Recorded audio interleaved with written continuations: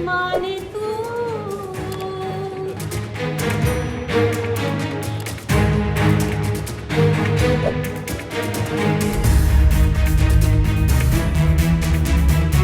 पहलगाम के मामले में भारतीय सांसदों के डेलीगेशन को बाहर भेजा गया था ताकि वो भारत का पक्ष दुनिया को समझा सकें, पाकिस्तान को बेनकाब कर सकें।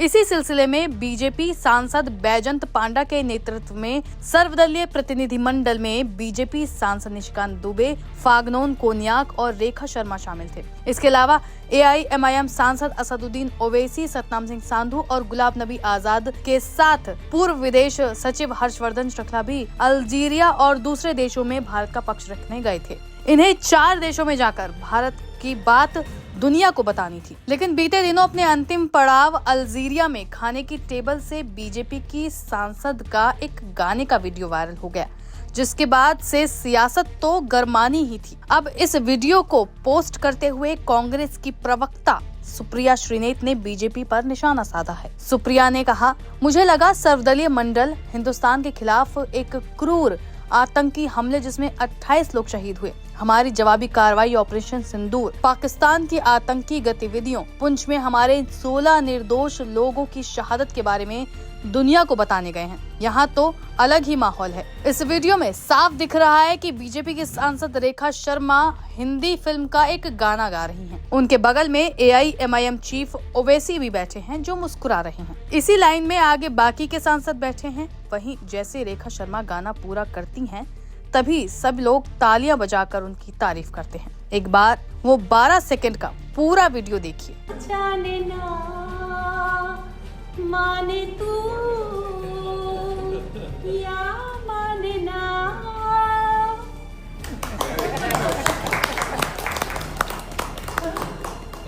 इस वीडियो पर अब कई तरह की प्रतिक्रियाएं भी आ रही हैं। एक यूजर ने वीडियो पर कमेंट करते हुए लिखा, हाथी के दांत दिखाने के कुछ और खाने के कुछ और होते हैं। यही बात ऐसे नेताओं पर भी लागू होती है। घटिया और बेशर्म पार्टी चल रही है। लोगों की भावनाओं का इन्होंने कचुम्बर बनाकर खा लिया है। वहीं विवेक गुप्ता नाम के एक शख्स ने लिखा, जनता की गाड़ी कमाई के पैसों से विदेश में गए सांसदों का दल मस्त बैठकर पकवान खा रहा है। एक सांसद महोदया जिनका नाम रेखा शर्मा है, वो बॉलीवुड के गाने गाकर विदेशियों का मनोरंजन कर रही हैं। क्या सांसदों को विदेश इसी तरह की अय्याशी करने के लिए भेजा था? वहीं कुछ लोग सुप्रिया को भी खरी खोटी सुना रहे हैं। संदीप अवस्थी नाम के एक यूजर ने लिखा, तुम्हारे दिमाग में जो गंदगी भरी है वो कांग्रेस को खत्म करके ही साफ होगी। गालीबाज आंटी, कुछ सीखो। सलमान खुर्शीद, शशि थरूर और प्रियंका चतुर्वेदी जैसे राष्ट्रवादी नेताओं से जो देश में भले विरोधी हों मगर विदेश में जाकर भारत का नाम रोशन करते हैं। बता दें कि अल्जीरिया की यात्रा के बाद रेखा गुप्ता समेत पूरा डेलीगेशन भारत में लैंड कर चुका है। रेखा शर्मा भी दिल्ली पहुंच चुकी हैं। सुनिए वापस आने के बाद उन्होंने क्या कुछ कहा। देखिए, हमारा जो डेलीगेशन था वो बहरीन, कुवैत, सऊदी अरेबिया और अल्जीरिया 4 देशों से होके आया और ये बहुत सफल डेलीगेशन रहा। सभी देश भारत के साथ दोस्ती करना चाहते हैं। सभी देशों को ये मालूम है कि भारत जो है सही राह पर है, टेरर के अगेंस्ट खड़ा है और आजकल जितने भी देश डेवलपमेंट चाहते हैं वो टेररिस्ट देशों के साथ और टेरर के अगेंस्ट जो है बिल्कुल खड़े हैं। टेरर के अगेंस्ट और टेररिस्ट देशों के अगेंस्ट खड़े हैं। इसी कारण से उन्होंने हमारी बात सुनी और हमारे ये कहा कि टेरर की लड़ाई में वो हमारे साथ खड़े हैं। हर तरह से वो भारत की डेवलपमेंट का हिस्सा बनना चाहते हैं।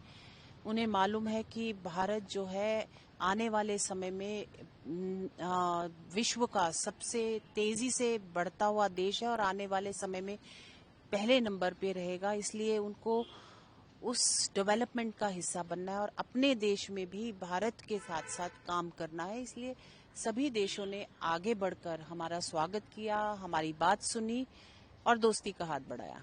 बिल्कुल हर जगह हमारे सभी मेंबर्स ने इसको बहुत मजबूती से रखा और ये बताया कि पाकिस्तान को जो अलग अलग देशों से एड लेते हैं अपने देश में लोगों को लोगों की हेल्थ रखने के लिए, ठीक या खाने पीने के लिए जो भी लेते हैं, लेकिन उसका पैसा जो है वो टेरर कैंप्स में जा रहा है।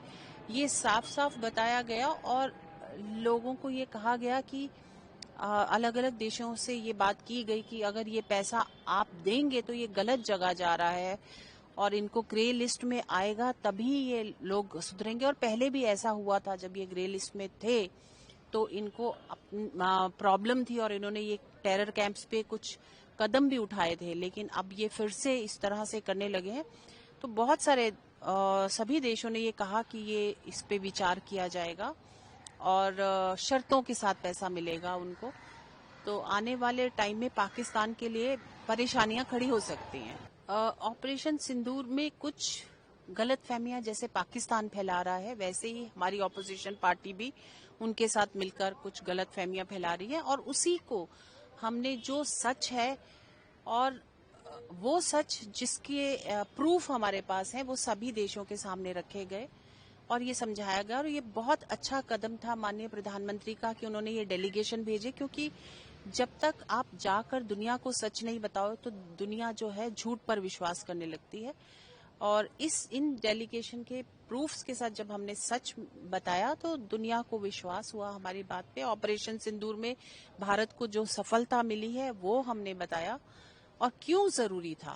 भारत एक पीसफुल देश है और उसके बावजूद ये ऑपरेशन क्यों जरूरी था ये बताना भी दुनिया को बहुत जरूरी है।